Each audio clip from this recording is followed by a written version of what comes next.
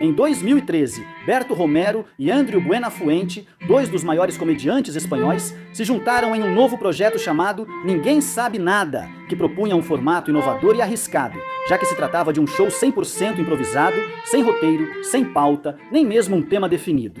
Tudo deveria surgir de uma simples e rotineira conversa entre amigos, humor em estilo livre, construído sobre temas do dia a dia, às vezes populares, outras vezes pessoais, mas sempre recorrendo às técnicas de comédia e àquela grande química que ambos tinham. Se precisassem de mais recursos, sempre teriam o público à frente para interagir, seja pelo microfone ou por papeizinhos.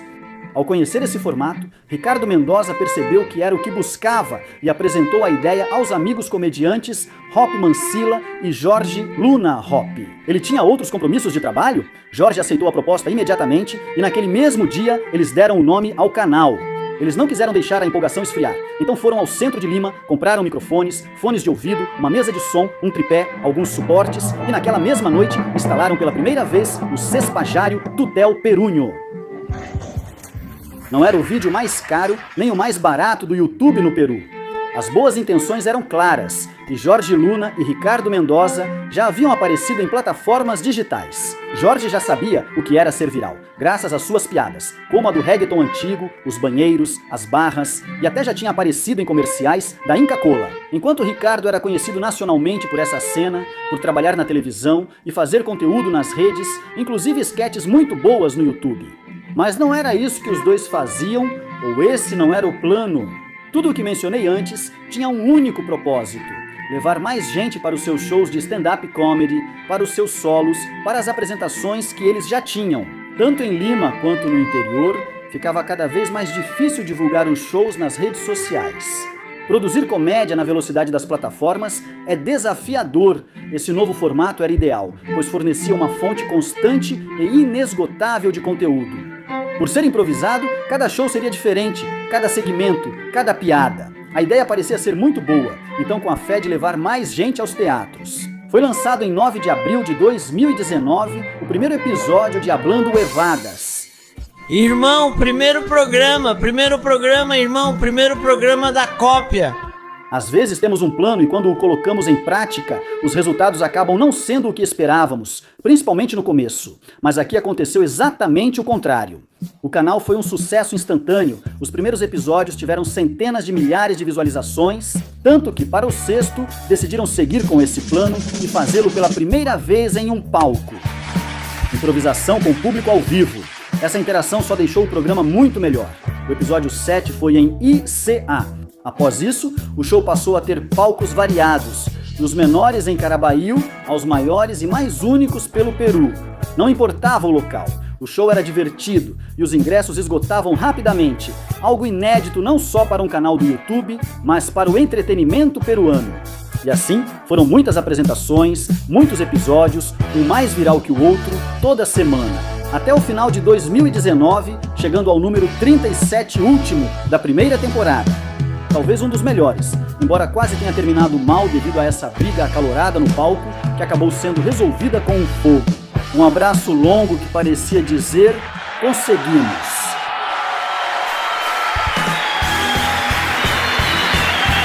Falando besteiras, esse projeto que há 9 meses nem sequer existia, já tinha alcançado a meta de lotar o máximo de teatros possível e ainda era o maior canal do YouTube. Peru. O topo já tinha sido alcançado e aquele abraço poderia ter sido um bom final. E se manter como número 1 todos esses anos seria digno de ser contado, mas o tempo mostraria que era só o começo. Os grandes sonhos estavam prestes a se realizar. Já estamos procurando o local e conseguindo. Talvez seja Mariangola, mas não tenho certeza. O Parque da Exposição. Anfiteatro de frente. Algo íntimo, quero tanto por convocação, irmão. Algo íntimo. Em 14 de fevereiro de 2020, lotaram o anfiteatro do Parque da Exposição, que comporta 4.000 pessoas. Depois, eles fizeram sua primeira turnê pela Europa e Japão, chamada Corona Tour. Vocês já podem imaginar por que a quarentena foi um golpe duríssimo para toda a indústria do entretenimento no mundo todo. Agora, imaginem para um show que lotava 1 ou 2 teatros por semana e que ainda dependia da constante interação com seu público. Agora só podiam vê-los pelo Zoom e isso parecia não ter fim, então era hora de se reinventar como muitos de nós. Então decidiram voltar a ser sedentários, alugaram um estúdio e montaram um cenário, como nos primeiros episódios, mas agora mais sofisticado. Começaram a criar novos códigos, quadros, jogos e interações. Passaram a explorar novas formas de comédia em um formato que seguia funcionando. É aqui que se torna de vital importância aquela equipe de colaboradores, mais conhecida como Os Escravos, que durante as gravações deixavam de ser editores visuais, produtores. Para se tornarem parte importante do show, Jorge e Ricardo comandavam o programa, enquanto Gerardo contava piadas, Mário narrava histórias, Joseph dançava 4K, Capitão era amigo de Vincenzo, José criava intros e Alonso às vezes iniciava o programa. O cenário cresceu cada vez mais, agora sim era o mais caro do YouTube. Peru, o programa havia se reinventado, já não podiam vender milhares de ingressos em teatros, mas as estatísticas diziam que estavam cada vez mais populares. Começaram a fazer shows privados por streaming, como muitos artistas, mas poucos tiveram tanto sucesso. Milhares de ingressos vendidos para eventos com concursos, sorteios, convidados e, como destaque, exibição de produções próprias, como a série Hablando Huevadas. Depois vieram os Brosters. Nesse ponto, o pessoal já tinha pegado a calculadora, esses caras estavam acumulando enormes quantias de dinheiro, até mais do que antes. Então, quando as restrições para eventos presenciais terminaram, eles decidiram dar o próximo passo, talvez o maior de todos. Eles compraram seu próprio teatro, e não qualquer um, mas o famoso Teatro Canut de Miraflores. David Copperfield, Tyler Perry e George Lucas já fizeram isso em seus filmes para manter controle total sobre sua arte. E esses peruanos não pareciam se sentir inferiores nem ter ambições menores. Pensar grande pode ser tentador e lógico para todos, mas é sempre o mais difícil, exigindo mais trabalho, sacrifício e privações. Talvez Ricardo e Jorge gostassem dessa parte do processo, por isso tudo parecia simples e genuíno. De dois amantes e viciados em comédia que só pensam em fazer isso mais vezes e em palcos maiores. Ligaram o motor, reformaram o Canute, iniciaram a terceira temporada e começaram várias outras atividades.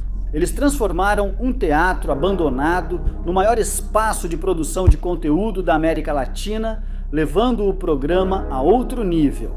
Isso se refletiu nos números das redes, que passaram de 1 ou 2 milhões por episódio para até 5, 6, 7 ou mais milhões. Competindo e até superando em visualizações os maiores canais de YouTube em espanhol. Eles competiam de igual com os melhores do mundo, mas esse não era o principal negócio, e sim o que sustentava o verdadeiro objetivo. Vender ingressos sempre foi o plano. Agora também tinham a publicidade, a monetização e outros shows, canais, programas, podcasts e mais projetos que surgiam desse grande universo chamado Hablando Huevadas. As temporadas seguintes foram de crescimento e consolidação, passando por momentos épicos, virais, emocionantes, inesperados, tensos, solidários, catárticos. Tudo sempre baseado na promessa de comédia improvisada, criada na hora e em estilo livre. Coletando recursos do local, das pessoas ou do cotidiano, humor sobre o cotidiano e que, por identificação, nos faz rir, porque são coisas que acontecem com a gente e com as quais nos conectamos mais. Quando existe uma técnica, um método estudado e aplicado para gerar risadas, fórmulas usadas por comediantes de todas as épocas, do teatro grego ao stand-up moderno. O humor negro, físico, satírico e paródico sempre foram controversos, mas também são pilares culturais de reflexão, autocrítica e questionamento ao poder. Uma expressão artística que sempre trouxe temas à tona e evidenciou por séculos os instintos mais comuns e absurdos do ser humano.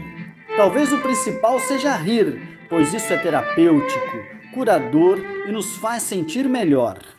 Impressiona quantos comentários agradecem por isso em todo o vídeo de Falando Besteiras. Para muitos, virou terapia, uma luz. Saber-se responsável por isso deve ter sido muito reconfortante e um escudo muito útil para quando o cancelamento chegou. Isso aconteceu com os maiores comediantes do mundo por piadas premeditadas, escritas e depois executadas de forma calculada no palco. Acho que esses dois peruanos improvisam em casa com o que pensam primeiro. Toda semana apresentam outros programas e dão várias entrevistas. O cancelamento era questão de tempo e deve ter sido uma fase difícil para ambos.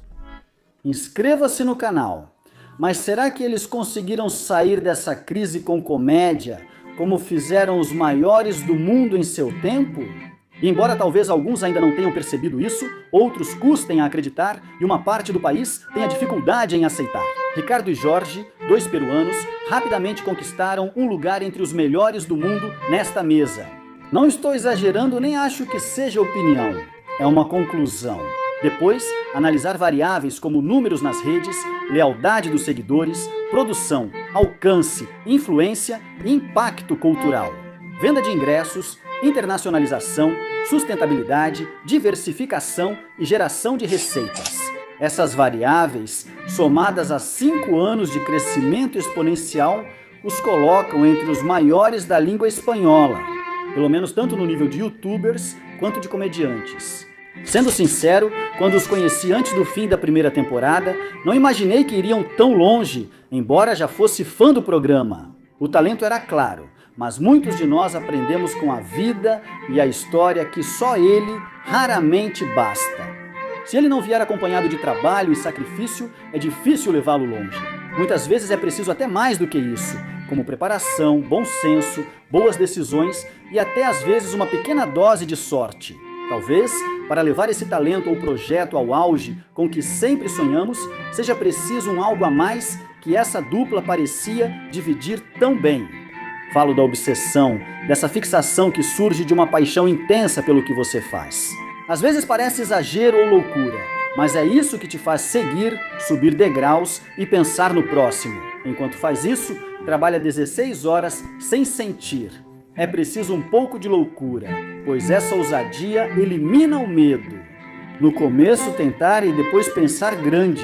Quando soube que Jorge Luna e Ricardo Mendoza lotaram o Madison Square Garden, a arena mais famosa do mundo, eu soube que eles realmente conseguiram.